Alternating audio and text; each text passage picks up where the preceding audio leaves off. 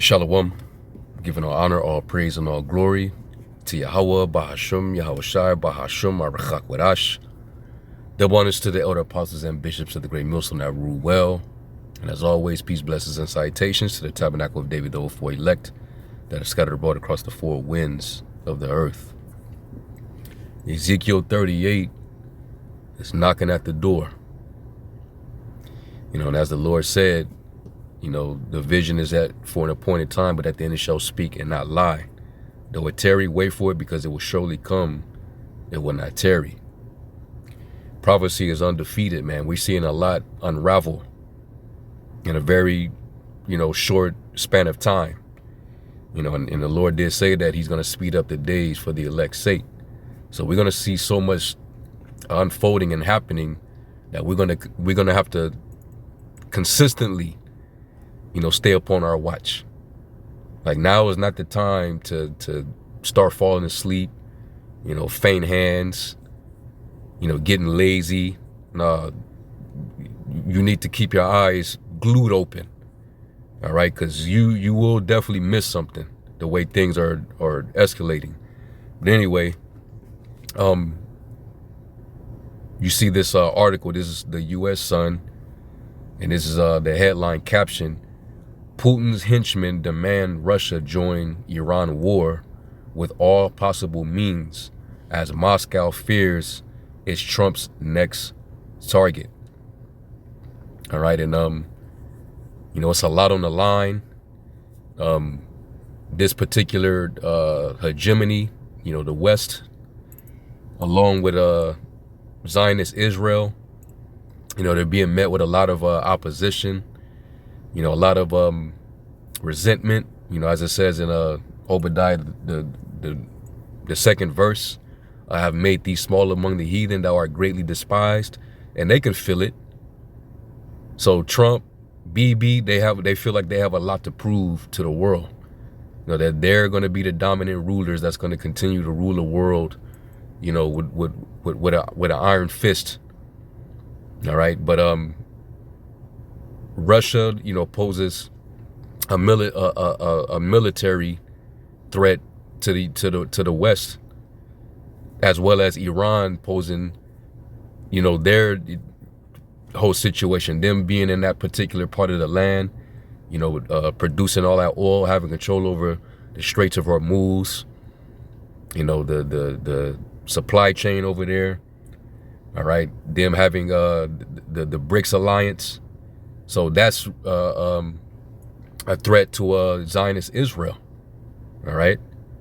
So I believe that they're acting together to try to, knock off, every superpower or every sovereign rule that's not under, the whole, I'm trying to think of the term, but basically, Iran, Russia, they're not, they don't have the debt like America got. All right, they're not up under that whole central bank system like the West is and other countries are. So they're trying to knock them down so that they can set up, this global, digital, digital blockchain economic system. All right. BRICS is pretty much in the way, and Iran is pretty much that last piece that's preventing them from, carrying on. All right. But they're trying to say that it's about them stopping them from getting a nuclear weapon, but it has nothing to do with that. That's just the narrative. So anyway, I'm going to read part of this article. All right. And then I'm going to go into a video, because it's not just Russia, that have the sentiment of, being targeted next after they try to handle Iran. All right. Turkey, their name is coming up. All right. And we're going to get to that next, but let me read some of this. It says, Vladimir Putin's war hawks are demanding Russia pile into Iran's fight with America with all possible means as panic grips Moscow that it could be Donald Trump's next target. Hardline Kremlin figures have called for an authoritarian military coalition to back Tehran, warning the U.S. will pick everyone off one by one if Russia doesn't act. So that's anxiety, I believe is, through the spirit, of course, because the scriptures say, the heart of the king is in the hands of the Lord, and he turneth it whithersoever he will. So for them to have that worry, and according to prophecy, it tells you that Gog, which is Russia, there's supposed to be a guard unto him, right? So let's go there real quick. Ezekiel 38. And I'm gonna start at I'll start at 1. It says, "And the word of the Lord came unto me, saying, Son of man, set thy face against Gog, the land of Magog, the chief prince of Meshech and Tubal, and prophesy against him, and say, Thus saith the Lord God, Behold, I am against thee, O Gog, the chief prince of Meshech and Tubal, and I will turn thee back and put hooks into thy jaws, and I will bring thee forth." So the Lord's going to be controlling them. He's going to put the spirit on them. It says, "And all thine army, horses and horsemen, all of them clothed with all sorts of armor, even a great company with bucklers and shields, all of them handling swords." They all got sophisticated technological weapons, especially hypersonic missiles, intercontinental nuclear missiles, so on and so forth. All right, and Russia had been supplying Iran and back and forth. They've been trading amongst each other, giving each other weapons and missile defenses and resources, right? It says Persia, which is Iran, modern day Iran, Ethiopia and Libya, with them, all of them with shield and helmet. Gomer and all his bands, and this is dealing with Turkey, the house of Turgamal of the north quarters, and all his bands and many people with thee. Be thou prepared, and prepare for thyself. And this is to Gog, which is Russia. Thou and all thy company that are assembled unto thee, and be thou a guard unto them. All right. So that's Russia's role. So for them to have this worry, that's through the spirit, right? It says the saber rattling comes as Trump doubles down on crushing Iran's rogue regime after the takedown of Ayatollah Ali Khamenei, and vows to avenge 3 American troops killed in the escalating conflict. And they got so much pride, so much pride and ego. All right,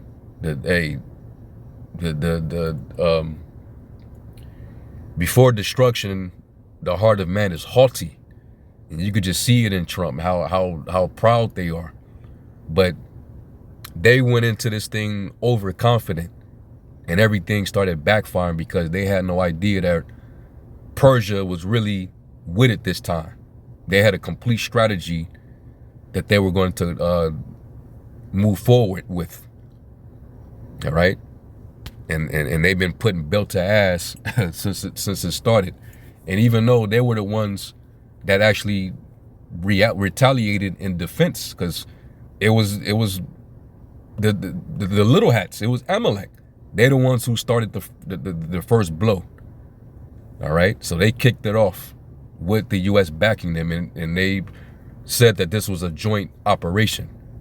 So both were directly involved. Okay, and they don't want to look like punks to the world. All right, they don't want to look like they're being defeated. You know what I mean? They don't want to back down. So they're gonna, to the media, to the public, they're gonna gaslight, they're gonna lie, they're gonna suppress. But we already know what's going on. All right, but Esau, his pride is deceiving him, so he's gonna go full throttle. All right, because this devil doesn't know when to stop. Because even when he tries to be peaceful and call for ceasefires, he still continues to attack. So these nations already know not to trust this devil. All right, so Esau, his back is against the wall now. So continuing on, it says, Hardline MP Alexei Zaravalev, deputy chairman of Russia's Parliamentary Defense Committee, demanded immediate military backing for Iran. He said this is not a situation where we should limit ourselves to protest notes, but rather stand up for Iran before it's too late, by all possible means, including military support. So if they involve themselves militarily, then now, America's going to have to basically deal with Russia head on, because, America has vowed to protect Israel, right? You already are fighting with Israel against them. So if Russia gets involved, well, guess what? Now you got a even bigger fight on your hands. And then I'm pretty sure China and North Korea would be itching to join in too. They trying not to. They would rather it be diplomatic and, some type of peaceful resolution.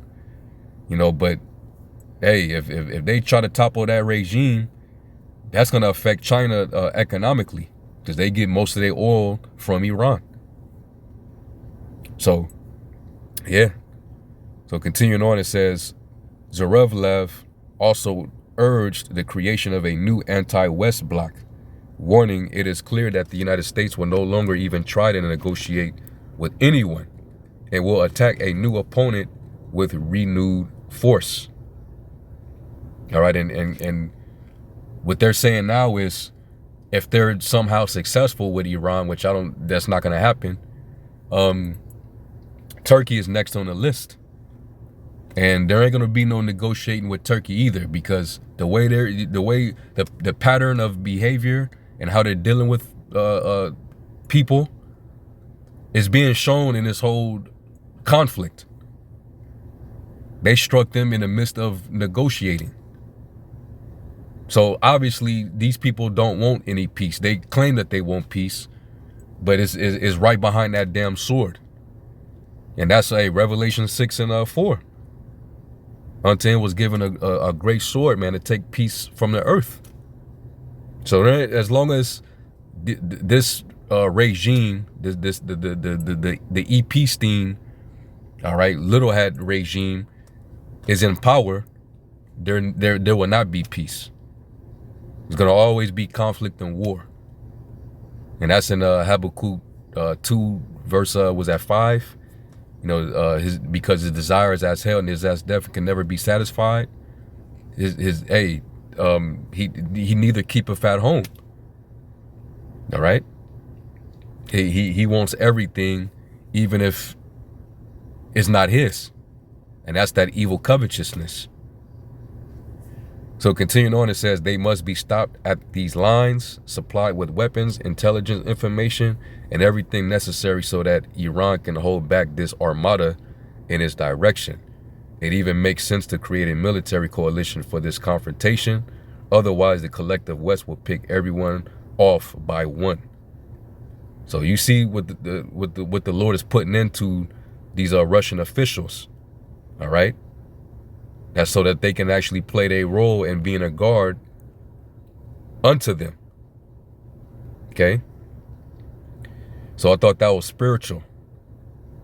And it's all panning out. Okay.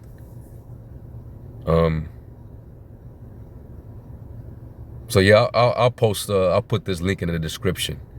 This is on Newsweek from the U.S. Sun. So let's go from there and let's go to this video now, because now we're finna deal with Turkey. And Turkey is not a Iranian ally, of course, but they're gonna find themselves on the opposite side of the same enemy lines.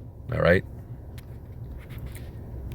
As the United States inches closer to war with Iran, on Israel's behalf, of course, it's only fair that we begin to ask ourselves who the men and women in our armed forces will end up risking their lives fighting for, or fighting on behalf of Israel for, after Iran.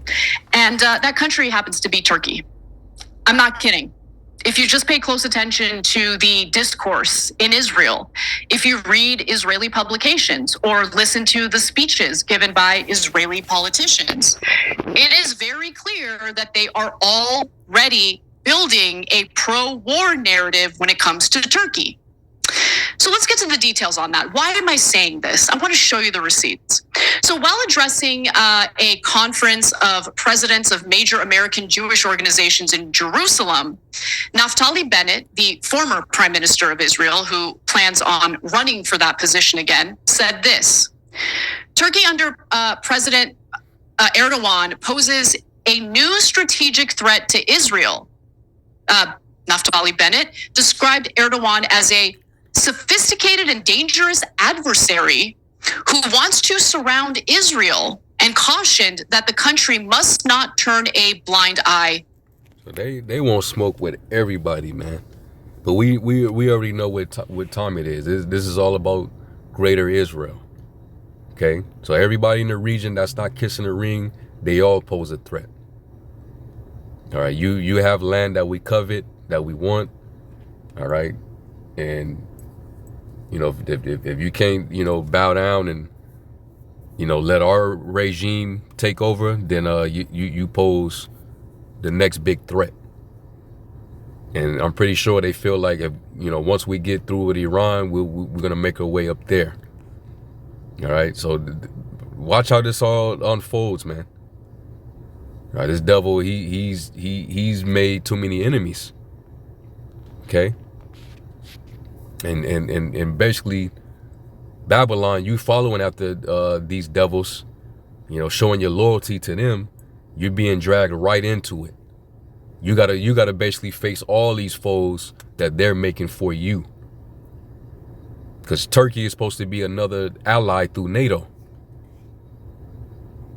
But when it comes to them little motherfuckers over there, hey, you gotta cut all ties with everybody. You know? Again, when has Israel ever turned a blind eye to anything? Israel sees monsters where they don't exist. But let me just be very clear. These are the beginning stages of what, at some point, it could be 5 years from now, it could be 10 years from now, who knows, it could be next year. They are setting the stage for the United States to go from one disastrous war in Iran to another disastrous war against Turkey. Now, you might be thinking, Anna, you're crazy. Like, you're being hyperbolic, you're being insane. Turkey is an ally to the United States. By the way, I've got no love for Erdogan, obviously. Okay, I've got love for the Turkish people, but government of Turkey, no, I don't have any love for them. So I want to be clear about that. But I also don't want to go to war with them. That would be disastrous. But despite the fact that Turkey is considered a NATO ally, a G20 country, it doesn't matter. The United States will literally throw its own people under the bus for Israel. So what would make anyone think that our government would maintain its allyship with Turkey if the Israelis want to go to war with Turkey? No, we will go to war with Turkey. I mean, we've seen how all of this is played out with Iran. Nobody wants to go to war with Iran outside of neocons and Zionists, but the American people certainly don't want to go to war with Iran. The government's going to do it anyway. But let me give you more from Naftali Bennett, because he goes further and attacks some of the other U.S. allies. So Bennett highlighted what he described as a growing see, adding all these foes onto the list, you know what this is also going to do? It's going to turn their European allies, the NATO, EU, they're going to say, fuck all this, man. Enough is enough. Them little motherfuckers is making it rough for everybody, man. Everybody that's on their side, allegedly, they're making it rough for everybody. So now you're in between Russia and Turkey. All right. They make it hot with them, and got the U.S. involved. Yeah, you NATO European countries, you know you're gonna be in for it. All right, just look at what's happening with Iran and how all the Gulf state allies, you know, their bases are getting rocked. All right. And the U.S. is not really protecting their airspace. They're just leaving them and abandoning them just to protect those little motherfuckers, man. So how do you think it's going to pan out for these European NATO countries? So they're going to have no choice but to say, man, nah, man, enough is enough. And they're going to turn and they're going to come against the war. Revelation 17 and 16. So now you got Russia against you, Iran, China. Now you got your own allies, European countries. All right. Turkey. They all going to be against the whore and Amalek. So, yeah, this is going to be crazy, man. But Esau, you did it to yourself. Okay? You did it to yourself, man. All right? And that's why the Lord has the judgment, you know, for you.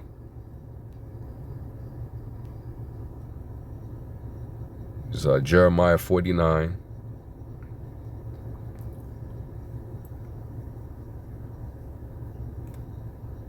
Jeremiah 49 and 14, it says, I have heard a rumor from the Lord, an ambassador is sent unto the heathen, saying, gather ye together and come against her, and rise up to the battle. For lo, I will make thee small among the heathen, and despised among men. Thy terribleness have deceived thee, and the pride of thine heart. O thou dwellest in the clefts of the rock, that holdest the height of the hill, though thou shouldest make thy nest as high as the eagle, I will bring thee down from thence, saith the Lord. You're exalting yourself in the high level pride that you got.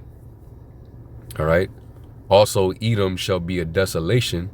And how is that going to be? Because the least of the flock is going to draw you into this war that's going to leave you a desolation. Everyone that goeth by it shall be astonished, and shall hiss at all the plagues thereof, as in the overthrow of Sodom and Gomorrah and the neighbor cities thereof, saith the Lord. No man shall abide there, neither shall a son of man dwell in it. And Babylon is going to get caught right up in that snare, because you've been proud. You've been most proud, man, against the Lord. So the Lord's going to have all them nations. They're going to think that evil thought. He's going to put that spirit into them. He said, all of you that hold the bow and the arrow, you know, bend the bow, shoot at her, and spare no arrows. All right. So it's all coming to fruition, man. Ezekiel 38.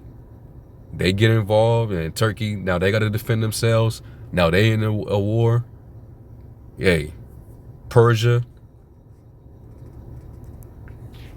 So, yeah, man. So, Lord willing, this was edifying. I'm going to stop right there. I'm going to give all honor, all praise, and glory to Yahweh Shai. Until the next one, Shalom.